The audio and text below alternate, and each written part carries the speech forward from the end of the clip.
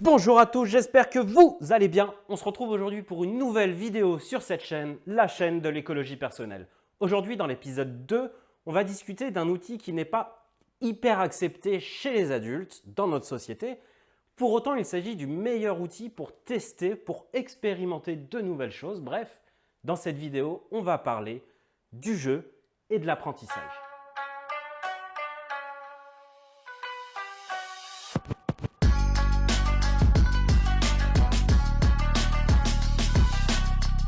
Comme à chaque fois sur cette chaîne, quand on parlera d'apprentissage, ce sera au sens le plus large du terme. En effet, cela concerne toute nouvelle connaissance, sa mise en mémoire et le fait de pouvoir y accéder, mais aussi sa mise en lien avec toutes les connaissances que nous avions déjà. De la même façon, cela inclut tout nouveau savoir-faire. Et là où ça devient un peu plus fin, c'est qu'on va également y inclure tout nouveau schéma interne. Du coup, globalement, c'est au niveau du comportement, de la pensée et des émotions. Exactement. Mais je pense qu'ils avaient compris, ils sont pas... on va donner quelques exemples quand même. Supposons que vous aviez l'habitude de fumer une clope après chacun de vos repas. Si vous avez réussi à ne plus faire cette action ou à la différer, alors il y a apprentissage. Supposons que vous aviez un stress énorme quand il s'agissait de parler en public. Si maintenant il devient moins envahissant, que vous arrivez à le gérer, voire même que vous arrivez à en faire quelque chose de positif, alors il y a apprentissage. Supposons que vous aviez l'habitude de regarder un petit peu de travers ces personnes qui mettent de la musique un peu trop fort dans le tram ou dans le métro. Si maintenant vous arrivez à vous en amuser, alors il y a apprentissage. Finalement, quand on regarde l'épisode 1, on pourrait penser que changement et apprentissage sont similaires, presque synonymes. En vérité, c'est qu'ils vont de pair. Tout apprentissage implique un changement, aussi infime soit-il. D'ailleurs, la réciproque est vraie aussi. En effet, tout changement implique qu'il y a eu un apprentissage, au niveau conscient ou inconscient. Le dernier épisode nous a appris à tester les limites de notre zone d'apprentissage. Cette fois, il va bien s'agir de construire le pont dont on avait parlé, qui va nous faciliter l'accès à cette zone d'apprentissage pour en ramener quelque chose, un apprentissage. Et pour ça, comprenons qu'il y a des états internes qui sont plus propices à l'apprentissage que d'autres. En effet, si vous avez un état de nervosité, un état de fatigue, que vous avez l'esprit ailleurs, que vous vous fichez un peu de ce que je raconte, vous n'allez pas retenir grand-chose. Alors que si vous êtes intéressé, si vous êtes amusé malgré mon humour de merde, alors forcément vous allez mieux retenir ce qui est partagé sur cette chaîne. Alors là, c'est pas moi qui le dis, De quoi? pour ton humour. Ok. Sinon là, Merci de vous une dire. part de l'état interne le plus approprié, l'apprentissage. Ouais. Enfin, si j'étais pas tout le temps interrompu, ce serait déjà fait. Hein? Non, j'ai rien dit.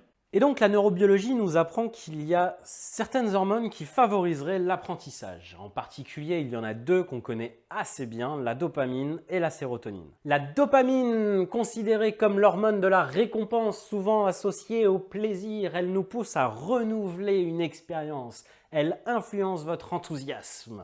La sérotonine, considérée comme l'hormone de la sérénité, du bien-être, du bonheur. Elle nous fait nous sentir satisfaits et nous pousse à l'optimisme. Elle influence notre estime et notre ouverture à l'initiative.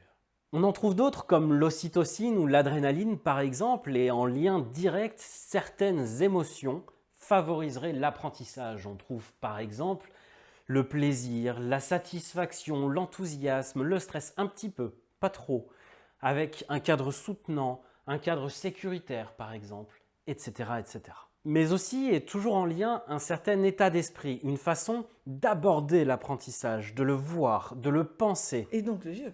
Oui, en effet, le jeu réunit la plupart de ces conditions. Idéalement, un jeu qui se joue à plusieurs, en IRL, en coopératif, pour favoriser l'ocytocine, qui propose des parties courtes ou des rebondissements pour la dopamine, sur lequel on est au moins régulièrement capable de gagner et de s'améliorer pour la sérotonine, qui présente un certain suspense. Bref, de quoi éveiller une dose d'enthousiasme, de prise d'initiative, de satisfaction, de stress, de quoi gonfler votre estime, votre confiance, de faire en sorte que vous vous sentiez acteur et non spectateur.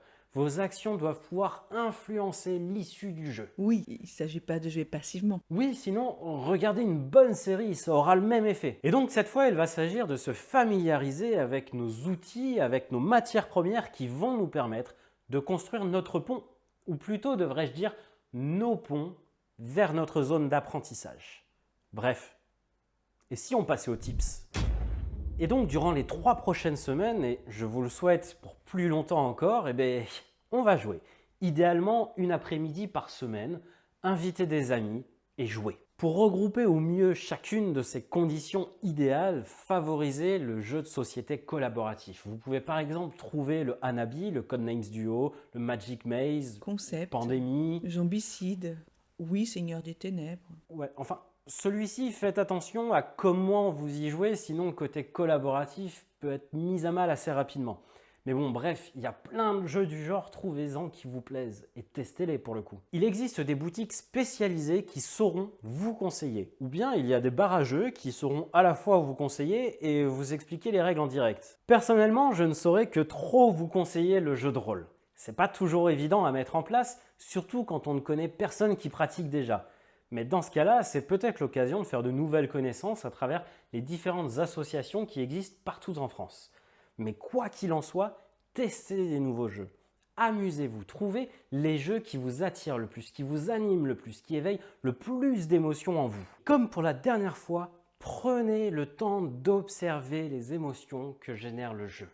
Prenez le temps de les ressentir, de sentir les nuances, les différences entre tel et tel jeu qui procure telle ou telle émotion. Si vous êtes un joueur, prenez le temps de tester de nouveaux jeux et d'observer ces différences d'émotions. Le but pour le moment n'est que de se familiariser avec cet état d'esprit, avec ces émotions, avec ces schémas, d'apprendre à les connaître et les reconnaître suffisamment pour que plus tard, vous puissiez vous mettre en mode apprentissage à travers cet état d'esprit. Vous l'aurez compris, c'est toujours plus sympa d'avancer entre amis.